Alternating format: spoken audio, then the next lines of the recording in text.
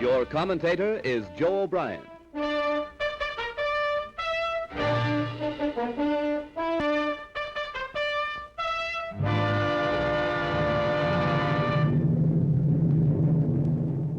Here is the motion picture record released by the United States Navy of the havoc wrought by the Japs' sneak sky and sea raid on Pearl Harbor, America's mid-Pacific naval bastion.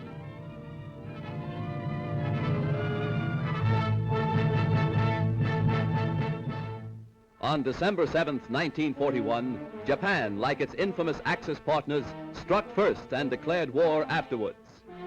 Costly to our Navy was the loss of war vessels, airplanes, and equipment, but more costly to Japan was the effectiveness of its foul attack in immediately unifying America in its determination to fight and win the war thrust upon it, and to win the peace that will follow.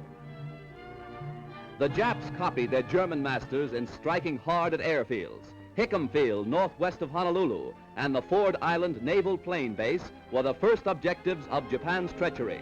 Scores of planes were bruised and battered by the Japs' aerial bombs. Many of these were demolished beyond repair. Direct hits were scored on hangars, and these were badly shattered. Equipment and airplane supplies were reduced to smoldering ruins. Here at the Naval Air Station is grim and positive evidence of Jap treachery. Here foul blows were struck, while Jap diplomats were talking peace in Washington. America lost 3 destroyers. Here are seen the United States destroyers Downs and Shore as they rest on the bottom of Pearl Harbor with decks awash after Jap bombers make direct hits on their decks. First to feel the sting of Japanese steel are the USS Oklahoma and Utah, the latter a 33-year-old target ship. Accurate hits by the enemy bombers make short work of these 2 naval bulwarks. Now, with their keels practically out of water, they lie helpless wrecks and a sad reminder of cowardly strategy. To make possible a surprise attack within Pearl Harbor, the Japs built 2 manned submarines to enable them to fire sneak blows within waters that are narrow and tortuous. Several of these surprise weapons were blown from the water by direct hits of our naval gunners. Others were beached and captured.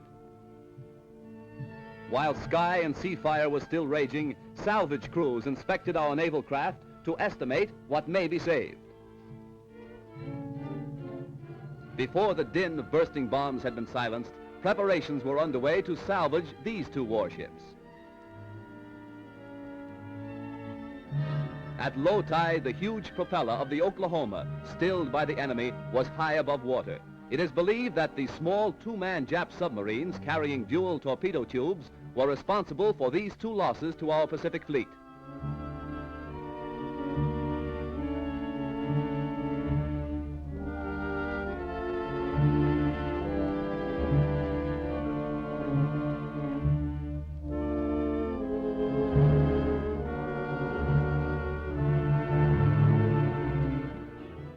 Here is the actual bombing of the mighty USS Arizona by Jap planes.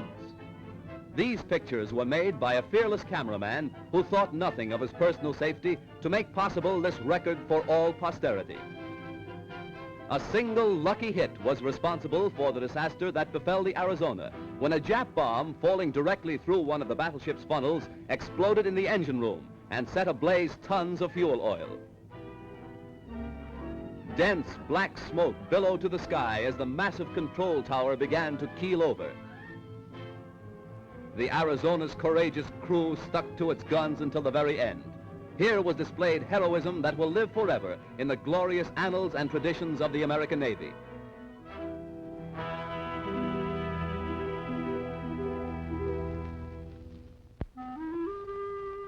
The once mighty Arizona now rests on Pearl Harbor's muddy bottom, a pitiful relic of its former self, a grim monument to the treachery of Japan. The once mighty dreadnought's armor plate is twisted and torn, but the great battleship's control tower still stands, a defiant beacon that in days to come will cast its shadow upon Nippon's very shores. At Pearl Harbor, at Hickam Field, in the bomb-pocked streets of Honolulu, ever is written history. History with a tragic, treacherous pen.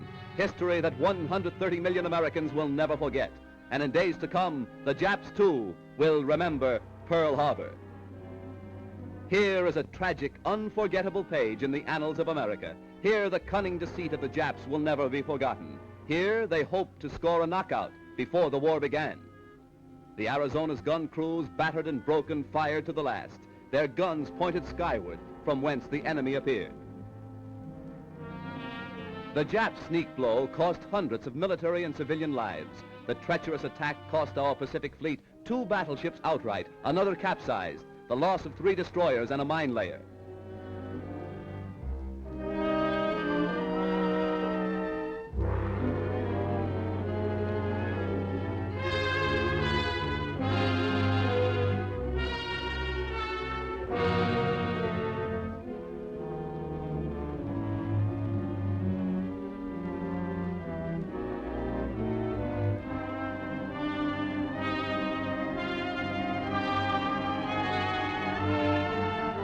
While bombs were still bursting and flames still pouring from our shattered naval craft, a light United States cruiser valiantly moves out to join the fleet and avenge Pearl Harbor.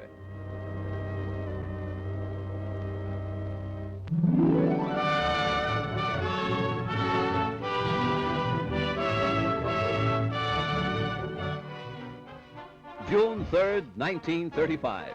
The Normandy, $60 million luxury liner, comes to America on its maiden crossing of the Atlantic, an event that occasioned a marine demonstration that will live in history. Whistles blew and sirens shrieked a mighty welcome to the new Queen of the Seas. The famed skyline of America's greatest city formed a fitting background for America's greeting to one of the most stately ships that ever crossed the Atlantic. 6 years later, shortly after the United States entered the war, the Normandy was seized and placed under naval guard. Hundreds of civilian workers were put aboard the Normandy, renamed the USS Lafayette, to strip the vessel of its costly furnishings and to prepare it for war duty as a United States transport. February 9th, 1942, the Normandy afire. A fatal tragedy to the big luxury liner and to America. As the flames rapidly spread to devastating fury, workers madly scrambled to safety, while fireboats and fire engines poured tons of water into the stricken vessel. All fire doors, vertical and horizontal, were closed to protect the ship's vitals from the flames, but this was all in vain. Dense clouds of thick, acrid smoke billowed far out over Manhattan, casting a mucky pall over Midtown and downtown New York. While the blaze was at its height, hundreds of doctors, nurses, and first aid workers were rushed to the scene to remove the wounded and to administer first aid to scores overcome in their efforts to stem the fury of the spreading flames. Millions stood in awe when the Normandy first reached America on its triumphant maiden voyage. Again, millions lined the New York and New Jersey shores to sadly observe the passing of the doomed and ill-fated ship. Rear Admiral Adolphus Andrews, Commandant of the 3rd Naval District, ordered all hands ashore to save the lives of those who were heroically battling to keep the huge liner upright. Hour after hour, tons of water were pumped into the Normandy, causing a bad list to port, as strong hawsers snapped and tugs strove to push the giant vessel close to the wharf.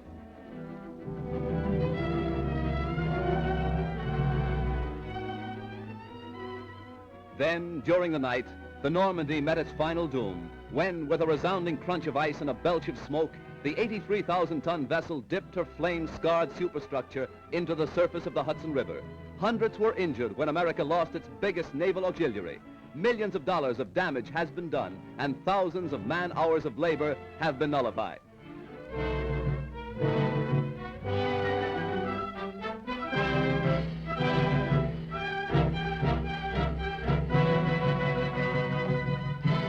Accident or sabotage, the world may never know. But the fate of the luxury liner Normandy, rechristened the USS Lafayette, is one of the major catastrophes of our day.